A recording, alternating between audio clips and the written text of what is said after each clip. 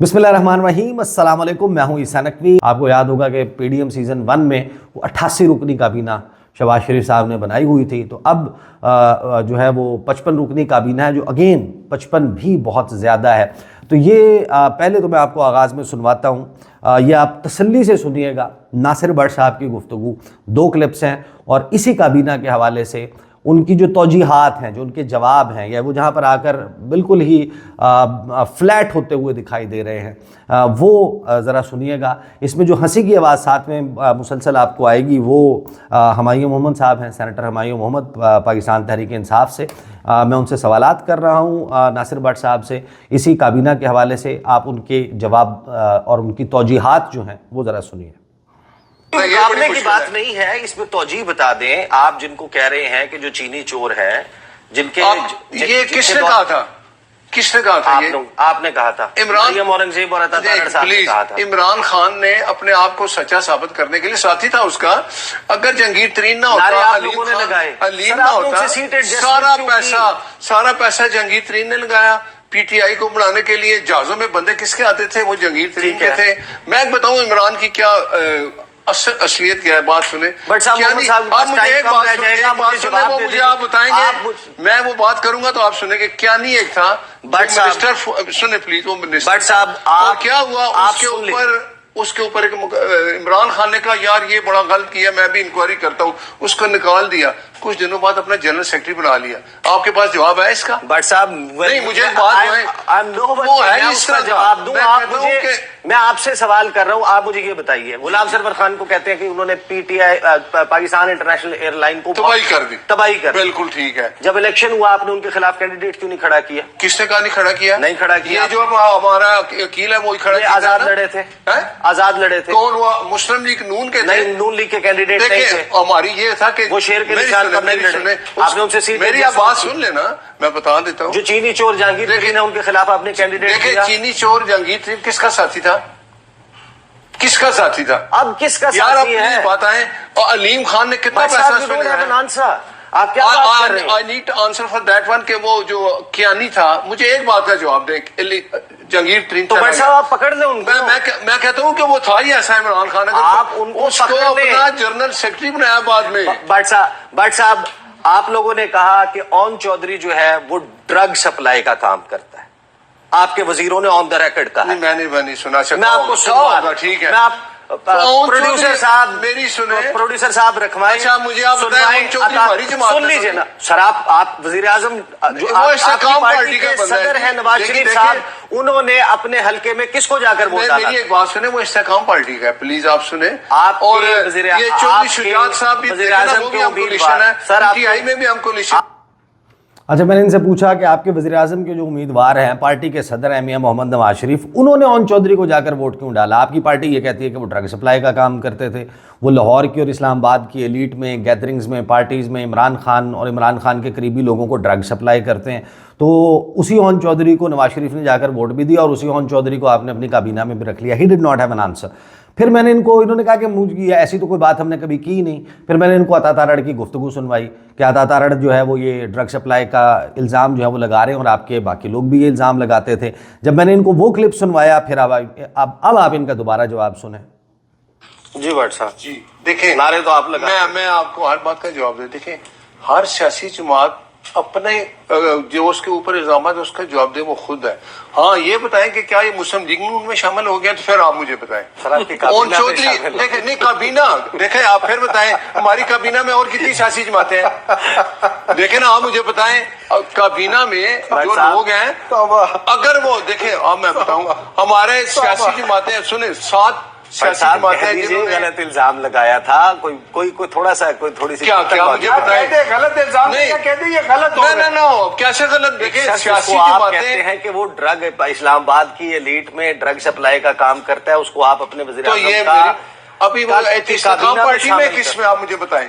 Own Chaudhary किस जमात में बताएं? इस्तेकाम पाकिस्तान पार्टी। हाँ ठीक है, ये आप उनसे सवाल करें जिनके साथ वो शामिल है। भाई साहब आपने वजीर हमारे देखिए हमारे साथ तो कोलिशन में एक सियासी जमातें हैं ना, पीपल्स पार्टी भी हमारे साथ है, वो मिनिस्टर मेरी बात सुने, अगर ये जो बता रहे हैं ना, अगर ये बात हो रही है, मैं बताता हूँ आपको ये होना चाहिए था, आपका प्राइम मिनिस्टर अगर उसको कहते हैं हमारी तरफ से ओन चौधरी है, वो कहता है मैं ओन चौधरी को नहीं मानता, मुझे उस बंदे को दो, उसके ऊपर कोई केस नहीं है, इसको तो हम कहते हैं ये ड्रग डीलर है। जब आप कहते हैं परवेज खटक किस पार्टी में है? आपकी पार्टी में था। किसी पार्टी में नहीं है, इस वक्त तो किसी पार्टी में नहीं है। वो आपका वजीर आला रहा है, तो आपने क्यों बनाया है? क्यों है? मुझे एक पता है, मुझे एक पता है, राणा एहसान लोगों के साथ था, राणा एहसान इनके लिए हर वक्त लड़ता रहता राणा एहसान। उसके बाद इन्होंने वो क्या वो कौन से वो जेब है उसको बना दिया। ऐसा करें आप मरवत को तो वापस ले लें। हाँ मुबारक जेब उसको बना दिया। देखिए मरवत को वापस ले लें, शोएब शाहीन को वापस ले लें, मार पड़वाते हैं। आपको पता है इनका ये मैसेज क्या दे रहे हैं? आप मैसेज ये दे रहे हो कि अगर आप बिकने वाले हो, आप चोरी करने वाले हो, आप बेईमान हो, हम आपको अपनी काबीना में रखेंगे। बताएं ओन चौधरी। अब नून लीग के पास इसका जवाब नहीं है। अगला क्लिप जो मैं आपको सुनवाने लगा हूँ ये है बैरिस्टर अकील और राय साकिब खरल और नईम पंजोता पीटीआई के इसमें मौजूद हैं। नईम पंजोता साहब और बैरिस्टर अकील और फिर जो राय साकिब खरल है उनके दरमियान जो काबीना के हवाले से गुफ्तगू हो रही है वो भी सुन लें। वजारत में मिल गई। अच्छा पोर्टफोलियो कौन सा मिला आपको? देखें अभी जितनी भी नई काबीना में तोसी हुई है उसमें काफी ज्यादा लोग हैं। मैं फिल वक्त I am still working on my वो कहते हैं पुरानी तनख्वाह पे ही काम हो रहा है। मैं तो खैर कोई नहीं वजारत कोई नहीं मिनिस्ट्री ऑफ लॉ नहीं पुरानी तनख्वाह दी पौना सी तो नाल इख्तियार वली दा नाम ही पा छड़ दे तुसी बेचारे इख्तियार वली को भी डाल देते आप। मुझे काम करना है, मुझे काम से मकसद है। ये ओहदों से कोई इंसान ना बड़ा होता है ना किसी ओहदों में किसी को कुछ सरखाव के पर लग जाते हैं। तो फिर पूछे ना वो इख्तियार वली से वो क्यों दुखी हुआ है, वो क्यों कह रहा है? इज्जत ही होती है ना, तो आपने इज्जत ही नहीं दी अपने बंदे को। यार रो रहा है वो बेचारा, पार्टी के वर्कर हैं और दिया गया है। नहीं मुलाकात हुई है, बेचारे को वजारत दे देते ना। वजीर मुमलिकत आप हमसे सवाल नहीं कर सकते। ये तो अब फवाद चौधरी साहब और फैसल साहब आपसे ये सवाल कर रहे हैं कि इख्तियार वली का क्या घोल के यार उन्होंने इख्तियार वली का क्यों कर रहे हैं? दुरूद किया बेचारे दोनों को बाहर उठा के दिए। वो इख्तियार आगे मुलाकात के तमाम मुताफ़िज़ात दूर कर दिए। चलो ठीक है फिर वो आपकी मुताफ़िज़ात है कि मैंने भी लाओ कबीने में चुनु पाया नहीं।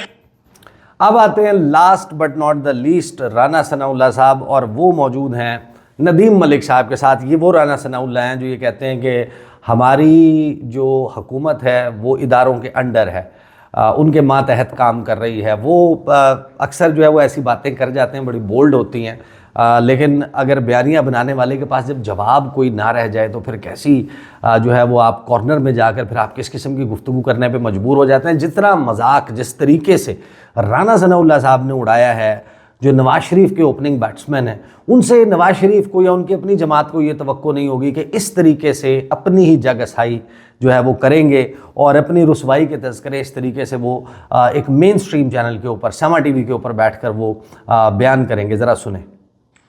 खटक साहब की तजवीज़ किसने दी सर कि उनको वजीर लगा दें? बहरहाल ये इस बारे में मेरी वज़ीर आज़म साहब से बात नहीं हुई, लेकिन बहरहाल वो पीएम सर वज़ीर आज़म साहब से पूछा तो उन्होंने भी यही कहना है कि अभी मेरी बात नहीं हुई, अभी बता नहीं सकता।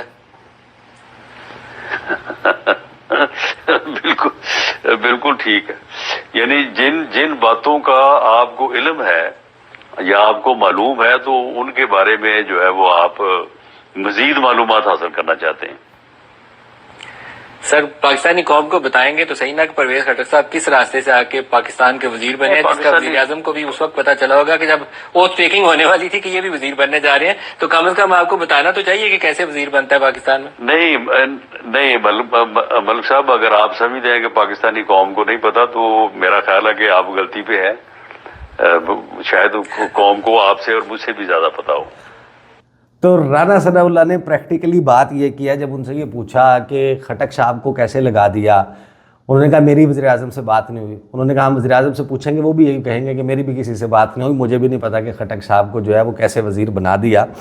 तो उसके ऊपर राना सनाउल्लाह साहब कहे लगाते हैं। फिर कहे लगाने के बाद वो ये कहते हैं कि जिन बातों का आपको इल्म है, मालूम है, تو وہ آپ میرے سے کیوں پوچھ رہے ہیں؟ آپ کو پتہ ہے. پھر وہ کہتے ہیں کہ پاکستانی قوم کو بتائیں نا، وزیر اعظم بتائیں کہ کس طریقے سے یہ سب کچھ ہوا. اس کو کہتے ہیں، رانا ثناء اللہ صاحب کہتے ہیں کہ پاکستانی قوم کو سب پتہ ہے. تو وہ باقاعدہ کنفیس کر رہے ہیں کہ کتنی بے اختیار ہے یہ حکومت، کتنی بے بس ہے مسلم لیگ نون، کہ وہ جو حشر نشر ہے اس وقت کہ مسلم لیگ نون کے پاس اس کی جسٹیفیکیشن ہی موجود نہیں ہے. وہ اپنے لیڈرز کو سیٹسفائی نہیں کر نہیں پا رہے. آپ خرم دستگیر صاحب کی گفتگو سنیں، آپ خواجہ سعد رفیق کی لہجے میں، ان کی گفتگو میں بغاوت کا عنصر یا وہ بو محسوس کریں جو جاوید لطیف صاحب کی گفتگو میں تذکرے ملتے ہیں. اور یہ اپنی پارٹی کے لوگ، اور پھر پچھلے دنوں جو اختیار ولی ہیں وہ جس طریقے سے سیخ پا نظر آئے میرے ٹاک شو میں بیٹھ کر، جس طریقے سے وہ تقریباً روحان سے ہو گئے تھے کہ پارٹی میں وہ جو سب کچھ کرتے رہے، نوشہرہ میں وہ جو پرویز خٹک ہیں ان کو بی آر ٹی کا مجرم قرار دیتے رہے، ان کو الزام لگاتے رہے ان کے اوپر کہ اس بندے نے اتنی کرپشن کی ہے، اتنے ارب روپے کھا گیا، اس نے مالم جبا اسکینڈل میں یہ کیا. اور پھر اچانک سے پتہ چلا کہ ان کی پارٹی نے اسی پرویز خٹک کو اپنا مشیر بنا دیا. حکومت وقت کے جو ہے وہ وزیر اعظم پاکستان کے مشیر ہیں، وہی شخص جو کہ بہت کرپٹ تھے اور جن کو ڈرگ ڈیلر کہتے تھے، وہ جناب بیٹھے ہوئے ہیں وزیر اعظم کے کابینہ میں. اون چودھری صاحب، وہ علیم خان جن کو لینڈ گریبر کہتے تھے، وہ بھی وزیر بنے ہوئے بیٹھے ہیں. وہ جہانگیر ترین جن کو چینی چور کہتے تھے، وہ جو ہے وہ ان کی اقتصادی مشاورتی کونسل، اس میں مشاورت کے لیے ان کو رکھا ہوا ہے. تو ان کے پاس آنسرز نہیں ہیں. اور پھر یہ سوال ہوتا ہے کہ ایک تو فیکٹر یہ ہے کہ حکومتیں ویسے ان پاپولر ہوتی ہیں، تو یہاں پر جو توجہ ہے کہ اتنے کروڑ روپے لگا کر آپ اشتہار دے رہے ہیں، آپ اتنی میسو میڈیا بائنگ کر رہے ہیں، اپنے جو اوپر تنقید کرنے والی آوازیں ہیں ان کو آپ اسکرین سے ہٹوا رہے ہیں. کاشف عباسی جو ہیں، پھر جو حالیہ مثالیں ہیں اس میں پارس جہاں زیب ہیں، حبیب اکرم ہیں، یہ لوگ ہیں جن کو آف اسکرین کیا گیا، آف ایئر کر دیا گیا. اور جب ان سے سوال ہوتا ہے عطا تارڑ سے کہ یہ کیسے ہوا، کیوں کر ہوا، تو وہ اس کے اوپر وہ کہتے ہیں کہ کاشف عباسی کا معاملہ وہ اے آر وائی کا انٹرنل معاملہ ہے، ان کے مالکان سے جب آپ پوچھیں، حکومت نے یا اداروں نے کسی نے کچھ نہیں کیا. پھر وہ پارس جہاں زیب اور حبیب اکرم کے حوالے سے کہتے ہیں کہ ان کے کوئی پیکیجز کے فائنینشیل معاملات تھے چینل کے ساتھ، وہ والا معاملہ. اور میں دیکھ رہا ہوں کہ ابھی چند گھنٹے پہلے پارس جہاں زیب نے اپنا ایکسپلینر بھی دیا ہے کہ وائی وہ آف ایئر کیوں ہوئی، کیا ہوا تھا، کیا اس کے اندر چیزیں چلی تھیں، کیا دباؤ تھا، کیا نہیں تھا، انہوں نے اپنا بھی ایکسپلین کیا. تو یہ اس وقت موجودہ صورتحال ہے. اور رانا ثناء اللہ صاحب نے ان شارٹ یہ کہا کہ پردے میں رہنے دو، پردہ نہ اٹھاؤ، پردہ جو اٹھ گیا تو بھید کھل جائے گا. آپ کو پتہ ہے کہ ہماری کیا وقت ہے، ہماری کتنی حیثیت ہے، ہم کتنا. آپ کو یاد ہوگا کہ ایک بڑا فیمس ایک اور ان سے سوال ہوا تھا رانا ثناء اللہ سے کہ یہ مطالبات رکھے ہیں سامنے پی ٹی آئی نے، جب مذاکراتی کمیٹیاں بنی تھیں تو اس کے اوپر رانا ثناء اللہ نے بڑے واضح انداز میں کہا تھا کہ ہم سے ہماری وقت کے، ہماری حیثیت کے، ہماری اوقات کے مطابق مطالبات سامنے رکھیں، جو چیز ہمارے بس میں نہیں. اور یہ بات پی ٹی آئی بار بار کہہ رہی تھی کہ ان کی بس میں جو مذاکراتی کمیٹی ہے، اس کے بس میں اڈیالہ جیل میں عمران خان کے ساتھ ملاقات کروانا تک نہیں ہے. تو جو ملاقات نہیں کروا سکتے عمران خان سے، وہ مذاکرات کیسے کسی اینڈ تک، کسی کنکلوژن تک لے جا سکتے ہیں، وہ کیسے کوئی نتیجہ خیز مذاکرات ہو سکتے ہیں. اور وہ پوزیشن ہم نے آتے ہوئے پھر سامنے انفولڈ ہوتے ہوئے بھی دیکھی. اب تک کے لیے اس ویڈیو سے اتنا ہی. اجازت دیجیے. اللہ حافظ.